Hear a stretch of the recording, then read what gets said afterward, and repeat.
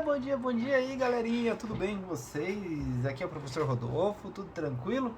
Vamos aprofundar agora num dos temas mais importantes, triste, mas mais importantes, um dos mais importantes que marcaram aí o século XX, que foi a Primeira Guerra Mundial. Bem, nesse primeiro momento, para a gente entender, porque a Primeira Guerra Mundial não acontece de uma hora para outra, né? Não é um dia que os caras acordam, vontade de fazer uma guerra hoje, vamos juntar, não. Tem vários fatores que vêm aí de muito tempo e é isso que eu quero que vocês prestem atenção. Quais os fatores que iniciaram aí? Vamos focar nisso. Quais os fatores que levaram à Primeira Guerra Mundial?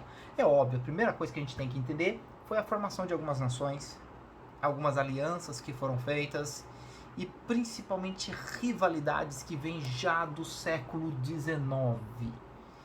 Lembrando que a Primeira Guerra Mundial ela começa em 1914 e ela vai até 1918, mas os motivos começam lá atrás, já em 1800 e pouco, com partilha da África, com formação de novas nações, e é isso que eu quero que você preste atenção.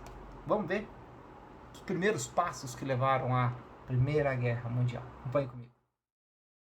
Antecedentes da guerra. Vamos que vamos agora para a gente entender melhor um pouquinho de que forma que deu início a esse grande conflito aí.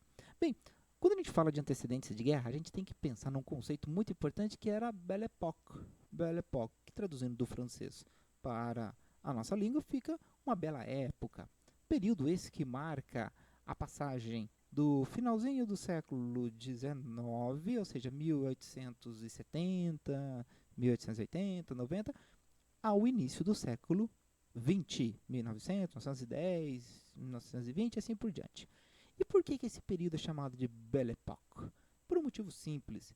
Era uma época, um período, onde que havia uma crença muito grande na capacidade do ser humano em desenvolvimentos técnicos e melhorias na capacidade de organização da vida.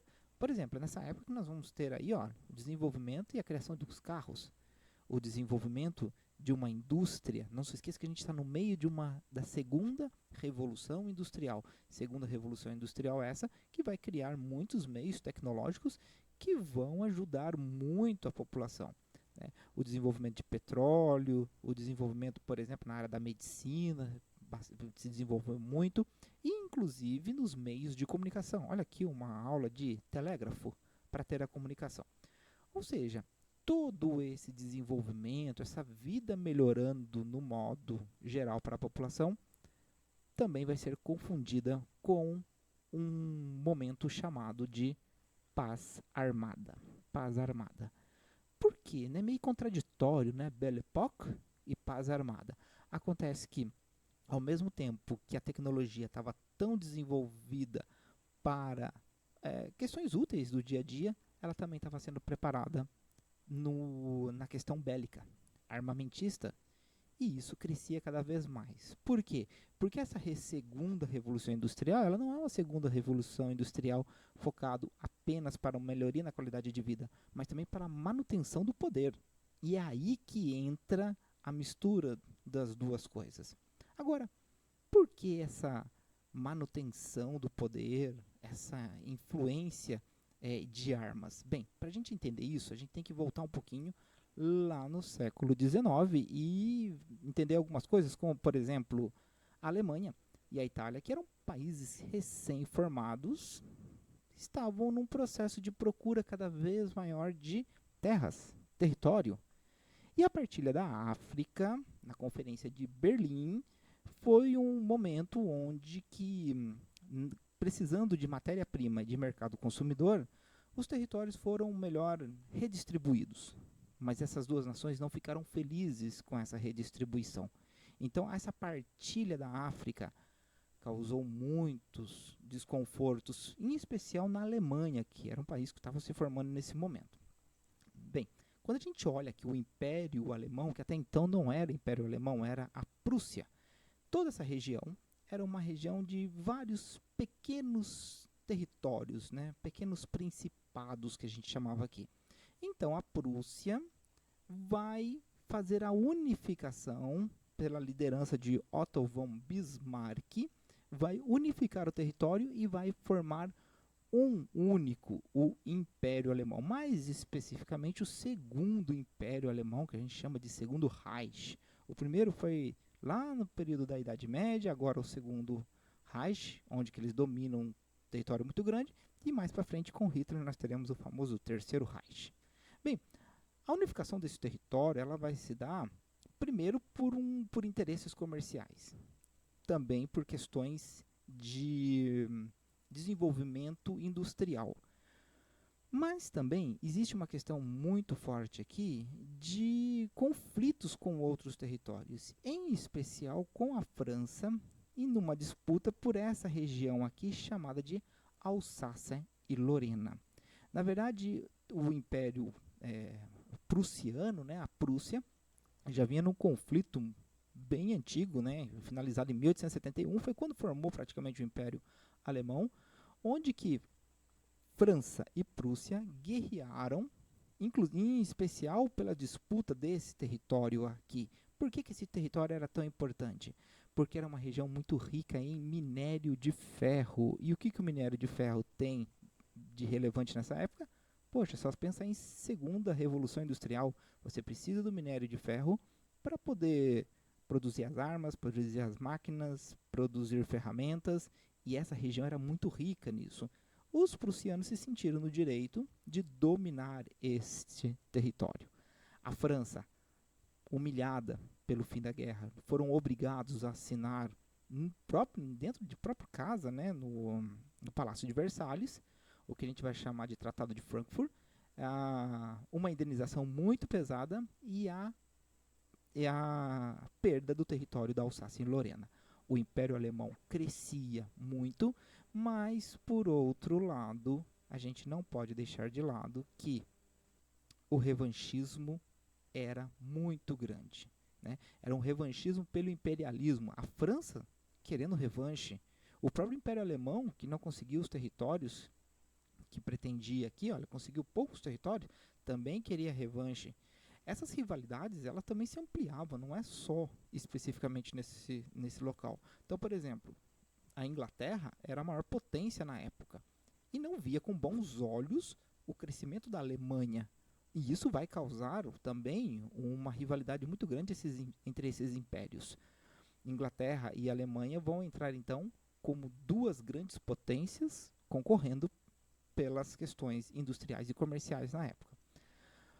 Outro detalhe importante é a Áustria. A Áustria-Hungria, que na verdade era um país só, né, apesar de ter uma certa independência da Hungria, mas eles formavam um império apenas, com a Rússia, que também tinha um território muito grande. Porém, a Rússia pretendia uma passagem para o mar Mediterrâneo e para isso teria que entrar em territórios dominados pela Áustria-Hungria, ou seja, mais conflitos, mais tretas aqui, em especial nessa região que a gente vai chamar de região balcânica. Bem, essas são algumas apenas das rivalidades imperialistas e isso se demonstra muito bem nesse gráfico. Olha em 1800 o investimento com armas. Olha o que acontece com o passar do tempo. Em 1914, nós temos aqui uma produção muito maior do que se tinha em 1800. Veja que nós estamos falando de um tempo curto. Esse período de grande desenvolvimento aqui, que a gente vai chamar de corrida armamentista, também vai ficar conhecido como período de paz armada. Por quê? Porque apesar de ter todo esse desenvolvimento, era necessário se armar para um conflito que a qualquer momento poderia estourar. Vamos continuar, vamos dar uma olhadinha mais aprofundadamente num dos assuntos mais importantes que nós vamos ter aí nesses períodos que antecedem a Primeira Guerra Mundial, que foi a política das alianças. Na verdade, foi essa política, foi essa organização que vai levar a um incentivo ao conflito. Quem se uniu com quem? Por que se uniram? Presta atenção, analisa que isso é um dos fatores mais importantes. Se você não entender isso, não entende o que vem lá pela frente. Acompanhe comigo aí. política das alianças. Vamos dar uma olhadinha aqui, o que vai fortalecer ainda mais aí os aspectos que vão levar à Primeira Guerra Mundial? Bem, a primeira coisa que a gente tem que entender é que essa política de alianças é que os próprios países vão começar a se aliar já percebendo que a qualquer momento poderia estourar um conflito, uma guerra. Bem, para a gente entender essas alianças, a gente tem que entender que a grande líder nesse momento, aqui nós temos a Alemanha, né, a Prússia, que se formou há pouco tempo, ela vai se tornar aí não uma potência não somente mundial, mas também comercial e industrial. Bem, quando a gente olha mais abaixo, nós temos a Áustria-Hungria, que vai se aliar à Alemanha. Por que a Áustria-Hungria se alia à Alemanha? A Áustria-Hungria, na verdade, ela já vinha decadente, e ela percebeu que a aliança com a Alemanha seria o mais ideal aí para a sua nação, tendo em vista principalmente que ela pretendia dominar esta região aqui, que é uma região muito rica aqui no desenvolvimento de petróleo e também de minérios de ferro, além de ter uma passagem importante aqui para o mar Mediterrâneo. Só que essa região, que é a região da Sérvia, é um aglomerado de vários povos com etnias diferentes, com pensamentos diferentes, com línguas diferentes, com ideias diferentes. Ou seja, dominar essa região não seria nada fácil. Por isso, ter uma aliança com a Alemanha seria ideal. Até mesmo que a Alemanha também tinha interesses para quê? Para ter acesso ao mar Mediterrâneo aqui. Então, a Áustria-Hungria se junta à Alemanha e com a intenção de se fortalecer e dominar essa região aqui, chamada região dos Balcãs. Bem, a Itália, que vai começar de um lado, depois muda de lado durante a guerra, mas começa também apoiando a Alemanha e a Áustria-Hungria, também foi uma independência tardia, tal qual a Alemanha, né? São bem próximos de independência de um do outro, também eram vários territórios que se juntam, se unem e, consequentemente, precisava de apoio. Como a Alemanha e a Itália tinham uma história muito parecida aí e precisava dominar cada vez mais territórios, eles se juntam e formam o que nós vamos chamar de Tríplice Aliança. Tríplice Aliança. Alemanha, Itália e Áustria-Hungria. Eu vou fazer uma parte aqui, por quê? Porque nesta época que Reino Unido e França eram as maiores potências, a Rússia se colocou praticamente isolada. E aí, a Rússia, que também já estava bastante atrasado industrialmente, ela precisava muito desse acesso aqui ao mar. Então, ter a França e o Reino Unido como inimigos da Alemanha fazia dos russos aliados desses outros dois países aqui. E como eles tinham interesse aqui nessa passagem para o mar Mediterrâneo, nada melhor do que se aliar a esses povos aqui. Os russos também tinham uma divergência muito grande com um povo mais aqui abaixo, muito importante nesse período de guerra, chamado de Império Otomano.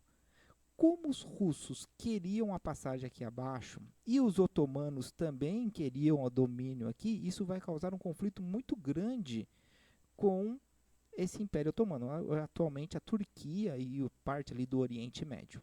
Então, o Império Otomano também vai se aliar a quem? A Áustria e a Alemanha. Então a gente poderia até acrescentar aqui, no lugar da Itália, por exemplo, o Império Otomano, que vai estar aliado a eles aí. Bem, como agora nós temos Reino Unido, França e Império Russo, nós vamos ter uma outra tríplice, chamada Tríplice Entente, né, os unidos, né, os aliados aqui, França, Rússia e Inglaterra. Percebam aqui que, de um modo geral, nós temos o mundo dividido em dois grupos, cada um com seus interesses. E para piorar tudo isso, nós temos um sentimento muito, muito, muito forte de nacionalismo, de sentimento de pátria. Ou seja, os franceses vão valorizar muito esse sentimento de ser francês e vão lutar por isso. Os ingleses, a mesma coisa, os russos. Mas aqui é um problema muito grave, porque aqui são vários povos, várias etnias, várias línguas, várias tradições. E aí? O que fazer? Aceitar a dominação dos húngaros? Permanecer dominado pelos otomanos? Ou tentar uma independência? Esse sentimento nacionalista, vai levar a essa população aqui a querer a sua independência. Então vejam que é um emaranhado de coisas que vai gerar conflitos um pouco mais graves aí à frente. Vocês perceberam pelo que a gente viu até agora que a Europa era um barril de pólvoras. A qualquer momento ela poderia explodir.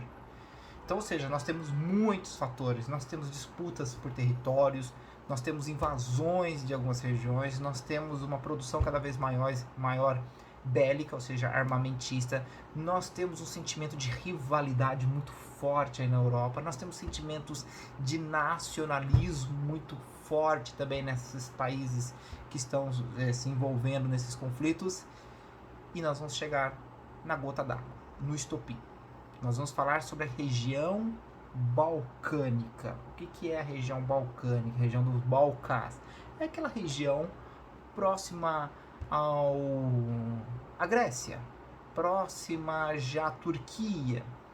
Ali não era assim uma região, nossa, que região importante da Europa, mas ali era cheio de picuinhas, cheio de conflitos. Um país que queria se unir com outro país que queria a independência, grupos que queriam se tornar mais importantes, mais fortes. Por outro lado, nós temos impérios que querem dominar. Ali você tem passagem para o mar Mediterrâneo.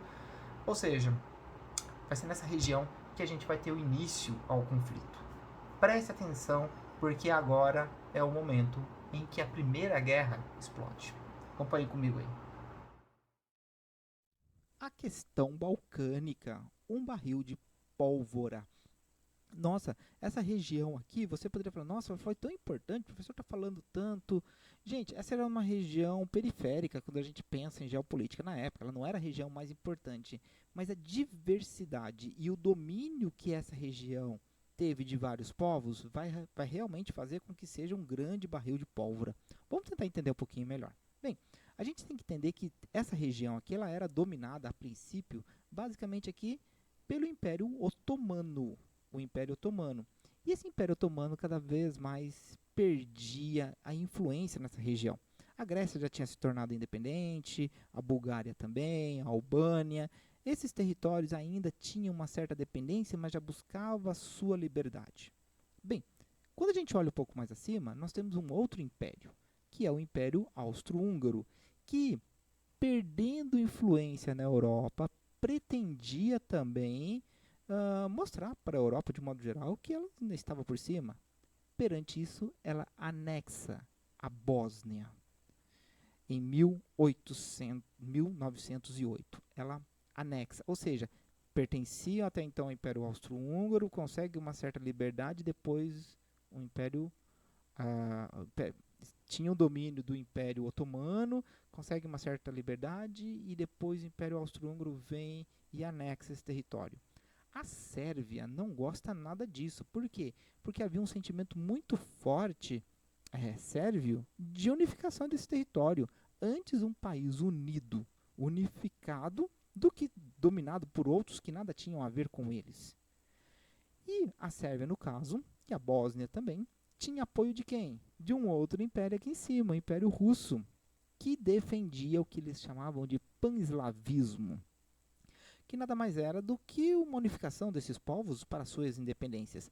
Não vamos nos esquecer que a Rússia faz isso porque ela queria acesso ao mar Mediterrâneo por aqui, né? Sabendo que outras regiões já eram dominadas aqui, então ter aliados para acesso ao mar seria fundamental para o Império Russo. Perante essa situação, no início do século XX, os sérvios que queriam formar aqui um território se unem à Macedônia e à Bósnia-Herzegovina para lutar contra essa influência de outros territórios, de outros impérios na região. É óbvio que, pelo que vocês podem ver, isso não vai dar certo, porque vai gerar uma disputa mundial, ou europeu a princípio, entre quem? Entre a Tríplice Entente, podemos ver aqui o Império Austro-Húngaro e até mesmo Otomano, contra a Tríplice Aliança, que está aqui o Império Russo, que era aliado de outros países aí que queriam ter o domínio aqui do território. Ou seja, isso tudo, né, todo esse conflito nessa região vai fazer realmente com que essa charge aqui faça sentido, que é o fato deles estarem num grande barril de pólvora que a qualquer momento que poderia explodir, né? De um lado, Tríplice Aliança, do outro, a Tríplice Entente, todos interessados nessa região, e isso tudo levou ao início da guerra. Por quê? Atentado em Sarajevo, vários povos, vários grupos eram contra tanto austro-húngaros contra os turcos também. Então eles já estavam fazendo movimentos, atentados à bomba, né? Que é o que a gente chama de grupos nacionalistas pan-eslavistas, ou seja, queriam a independência da região. E aí, no dia 28 de junho de 1914, na Bósnia, em Sarajevo, na Bósnia, o herdeiro do Império Austro-Húngaro, Francisco Ferdinando, ele vai até o local para conversar, falar sobre as anexações, e ele sai em carro aberto. Quando ele sai em carro aberto, aqui está ele, a sua esposa, Sofia. Quando ele entra no carro e sai em carro aberto, eles foram assassinados. Um jovem pan-eslavista, nacionalista, chamado Gavrilo Princip, de uma organização nacionalista chamada União e Morte, está aqui, ele mata o herdeiro do Império Austro-Húngaro. É lógico que esse evento, que é um evento isolado, que é um evento específico aqui nessa região, vai ter umas proporções muito grandes. Por que isso vai se tornar uma questão maior? Porque a Áustria declara a guerra imediatamente à Sérvia. Mas a Sérvia era aliada de quem? Do Império Austro-Húngaro. Do Império Russo. Então o Império Russo declara guerra à Áustria-Hungria. Como a Áustria-Hungria era aliado da Alemanha, a Alemanha declara guerra a quem? Ao Império Russo. Porém, o Império Russo era aliado de quem? Da França, que declara guerra a quem? A Alemanha. Vejam que o negócio está crescendo. Mas como a Alemanha era aliada do Império Otomano, o Império Otomano declara guerra à França. Mas a França também era aliado da Grã-Bretanha, que automaticamente declara guerra ao Império Otomano e declara guerra à Áustria-Hungria e declara guerra à Alemanha. Perante toda essa situação, nós temos o início da Primeira Guerra Mundial. Só deixando claro que não foi uma simples morte, o simples assassinato do herdeiro austro-húngaro. Esta foi a gota d'água para o início do primeiro grande conflito mundial. É isso aí, gente. Espero que tenham entendido. Bye, bye. Concluindo, começa um dos maiores episódios que tivemos na história, que foi a Primeira Guerra Mundial, e vocês podem ter observado que não foi por conta de um motivo, né? Vocês viram que existe uma leva muito grande de fatores, e isso é fundamental você entender, que existe a diversidade, e essa diversidade de assuntos é que vai levar exatamente ao conflito. Bom, espero que tenham entendido, gente. Até a próxima. Tchau, tchau.